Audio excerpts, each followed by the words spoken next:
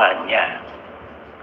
Bayangkan kalau di dalam persidangan, dalam peradilan, memberikan saksi palsu, dia diterima oleh hakim saksi palsunya itu, berapa banyak dia bisa mengambil harta dari kesaksian palsunya. Kadang-kadang dia bisa menodai kehormatan seseorang, bahkan bisa nyawanya. Bisa nyawanya dengan kesaksian palsu.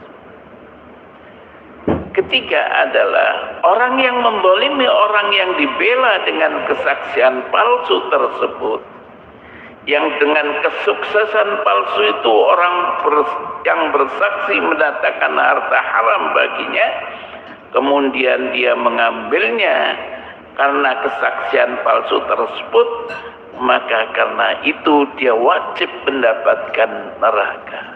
Itulah, kalau dia memberikan kesaksian palsu, dia mengambil harta tadi, ya, menodai kehormatan, kemudian bisa saja dia dia bisa melayangkan nyawa seseorang. Kalau dia seperti